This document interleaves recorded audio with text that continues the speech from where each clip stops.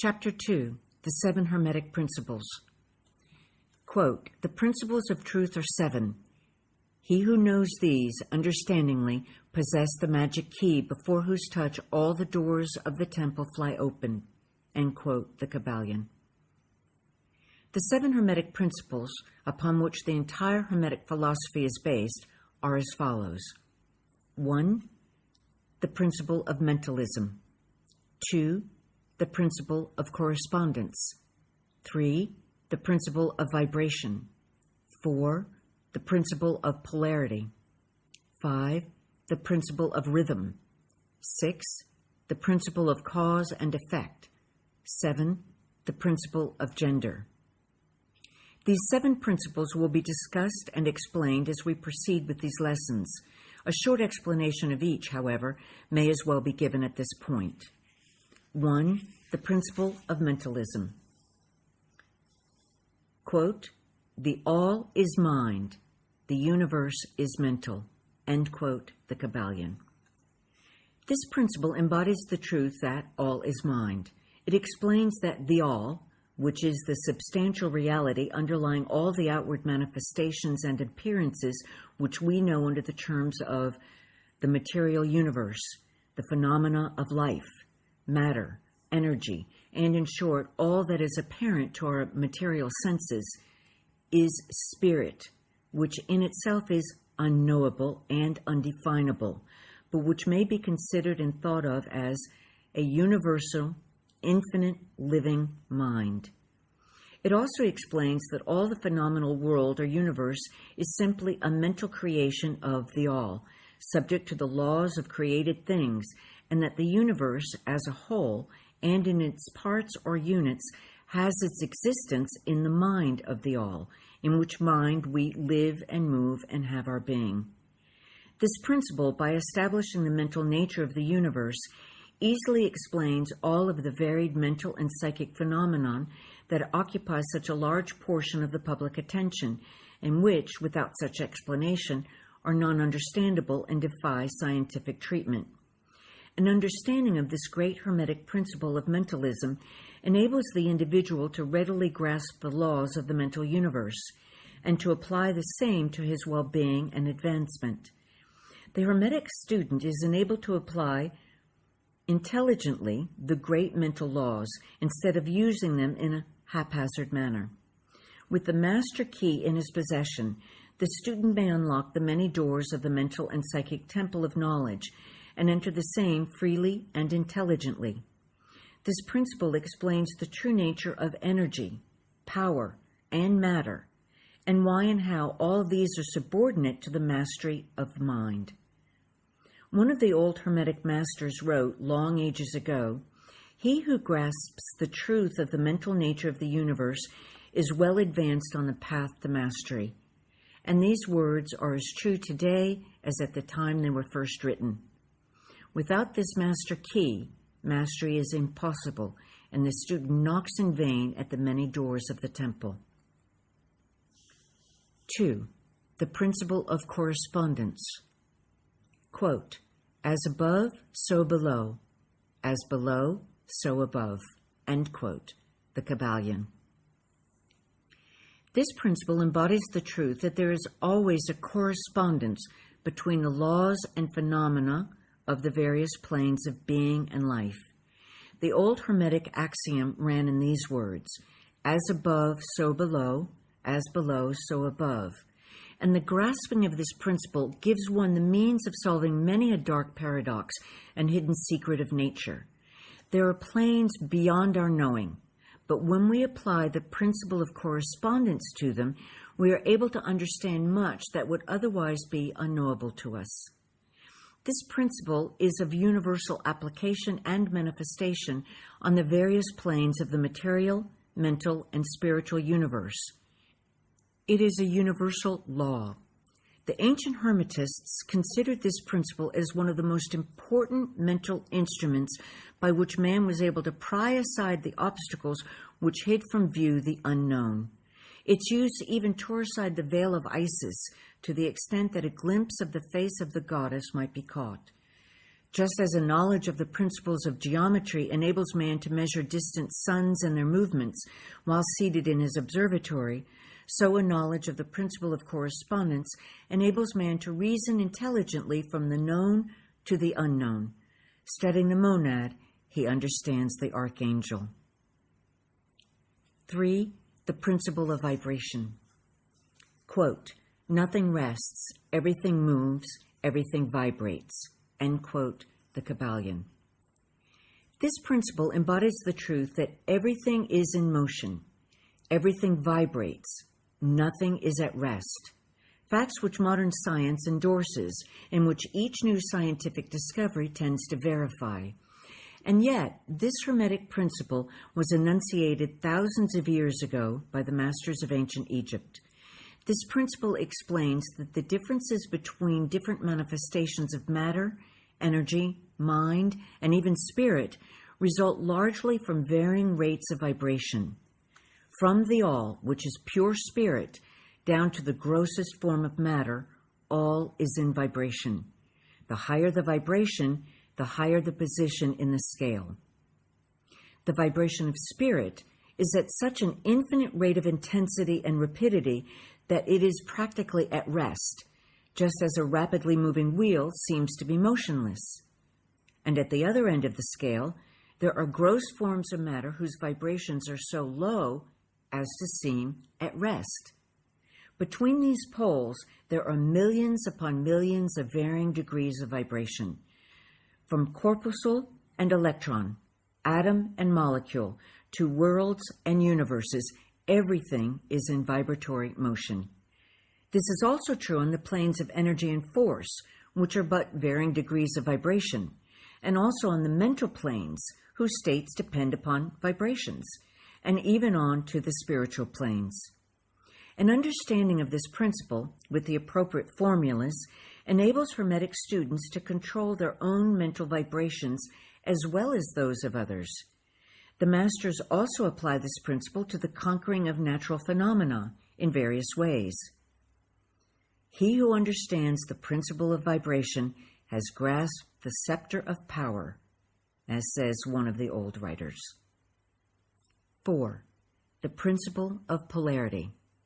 Quote, "Everything is dual, everything has poles, everything has its pair of opposites. Like and unlike are the same. Opposites are identical in nature, but different in degree. Extremes meet. All truths are but half-truths. All paradoxes may be reconciled." End quote, the Kybalion. This principle embodies the truth that everything is dual, everything has two poles, everything has its pair of opposites, all of which were old Hermetic axioms. It explains the old paradoxes that have perplexed so many, which have been stated as follows. Thesis and antithesis are identical in nature, but different in degree. Opposites are the same, differing only in degree. The pairs of opposites may be reconciled. Extremes meet. Everything is and isn't at the same time. All truths are but half-truths. Every truth is half false. There are two sides to everything, etc., etc., etc. It explains that in everything there are two poles or opposite aspects, and that opposites are really only the two extremes of the same thing, with many varying degrees between them. To illustrate, heat and cold, although opposites, are really the same thing, the differences consisting merely of degrees of the same thing. Look at your thermometer and see if you can discover where heat terminates and cold begins. There is no such thing as absolute heat or absolute cold. The two terms heat and cold simply indicate varying degrees of the same thing, and that same thing which manifests as heat and cold is merely a form, variety, and rate of vibration. So, heat and cold are simply two poles of that which we call heat, and the phenomena attendant thereupon are manifestations of the principle of polarity. The same principle manifests in the case of light and darkness, which are the same thing, the difference consisting of varying degrees between the two poles of the phenomena. Where does darkness leave off and light begin? What is the difference between large and small, between hard and soft, between black and white, between sharp and dull, between noise and quiet, between high and low, between positive and negative? The principle of polarity explains these paradoxes, and no other principle can supersede it. The same principle operates on the mental plane. Let us take a radical and extreme example, that of love and hate, two mental states apparently totally different. And yet, there are degrees of hate and degrees of love, and a middle point in which we use the terms like or dislike, which shade into each other so gradually that sometimes we're at a loss to know whether we like or dislike or neither. And all are simply degrees of the same thing, as you will see if you will but think a moment. And more than this, and considered of more importance by the Hermeticists, it is possible to change the vibrations of hate to the vibrations of love in one's own mind and in the minds of others. Many of you who read these lines have had personal experiences of the involuntary rapid transition from love to hate, and the reverse in your own case and that of others. And you will therefore realize the possibility of this being accomplished by the use of the will, by means of the Hermetic formulas. Good and evil are but the poles of the same thing, and the Hermetist understands the art of transmuting evil into good by means of an application of the principle of polarity. In short, the art of polarization, which becomes a phase of mental alchemy known and practiced by the ancient and modern Hermetic masters. An understanding of the principle will enable one to change his own polarity as well as that of others if he will devote the time and study necessary to master the art. 5. The principle of rhythm. Quote, everything flows in and out. Everything has its tides. All things rise and fall. The pendulum swing manifests in everything. The measure of the swing to the right is the measure of the swing to the left. Rhythm compensates. End quote, the Kybalion. This principle embodies the truth that in everything there is manifested a measured motion to and fro, a flow and inflow, a swing backward and forward, a pendulum-like movement, a tide-like ebb and flow, a high tide and low tide, between the two poles which exist in accordance with the principle of polarity described a moment ago.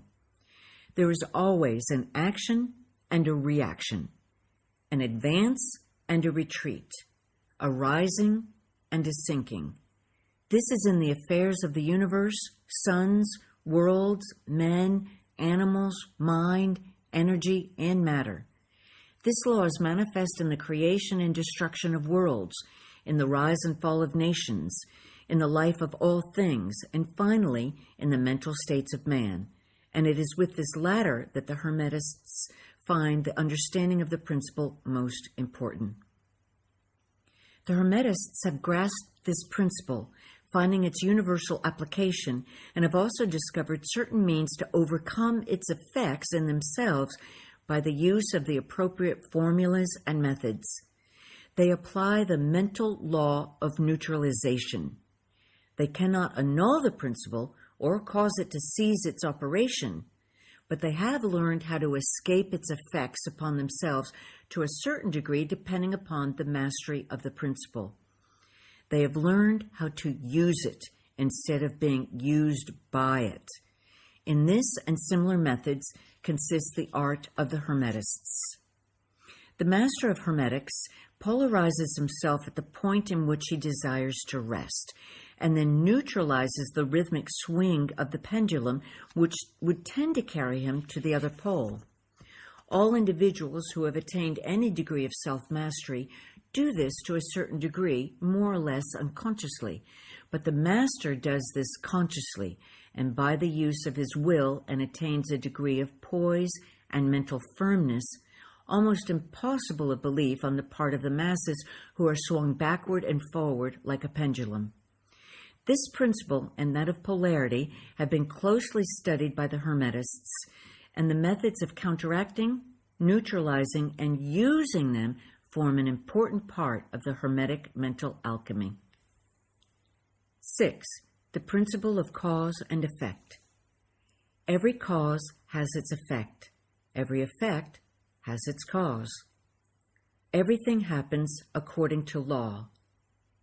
Chance is but a name for law not recognized. There are many planes of causation, but nothing escapes the law. End quote, the Kybalion. This principle embodies the fact that there is a cause for every effect, an effect from every cause. It explains that everything happens according to law, that nothing ever merely happens, that there is no such thing as chance, that while there are various planes of cause and effect, the higher dominating the lower planes, still nothing ever entirely escapes the law. The Hermetists understand the art and methods of rising above the ordinary plane of cause and effect to a certain degree, and by mentally rising to a higher plane, they become causers instead of effects. The masses of people are carried along, obedient to environment, the wills and desires of others stronger than themselves, heredity, suggestion, and other outward causes moving them about like pawns on the chessboard of life. But the masters, rising to the plane above, dominate their moods, characters, qualities, and powers, as well as the environment surrounding them, and becoming movers instead of pawns. They help to play the game of life instead of being played and moved about by other wills and environment. They use the principle instead of being its tools. The masters obey the causation of the higher planes, but they help to rule on their own plane. In this statement, there is condensed a wealth of Hermetic knowledge. Let him read who can. 7. The principle of gender. Quote, gender is in everything. Everything has its masculine and feminine principles. Gender manifests on all planes. End quote, the Kybalion. This principle embodies the truth that there is gender manifested in everything, the masculine and feminine principles ever at work. This is true not only of the physical plane, but of the mental and even the spiritual planes. On the physical plane, the principle manifests as sex. On the higher planes, it takes higher forms, but the principle is ever the same. No creation, physical, mental, or spiritual, is possible without this principle. An understanding of its laws will throw light on many a subject that has perplexed the minds of men. The principle of gender works ever in the direction of generation, regeneration, and creation. Everything and every person contains the two elements or principles, or this great principle within it, him or her. Every male thing has the female element also. Every female contains also the male principle. If you would understand the philosophy of mental and spiritual creation, generation, and regeneration, you must understand and study this Hermetic principle. It contains the solution of many mysteries of life. We caution you that this principle has no reference to the many base, pernicious, and degrading lustful theories, teachings, and practices which are taught under fanciful titles, and which are a prostitution of the great natural principle of gender. Such base revivals of the ancient infamous forms of phallicism tend to ruin mind, body, and soul, and the Hermetic philosophy has ever sounded the warning note against these degraded teachings which tend toward lust, licentiousness, and perversion of nature's principles. If you seek such teachings, you must go elsewhere for them. Hermeticism contains nothing for you along these lines. To the pure, all things are pure. To the base, all things are base. Here's an important question to ask yourself. What's your one takeaway from today's video? And if you're feeling sassy, like in a good way, how are you going to use it? Share it with me in the comments, and be sure to subscribe if you want to stay in the loop for new ways to shine your light, no matter what anyone has to say about it.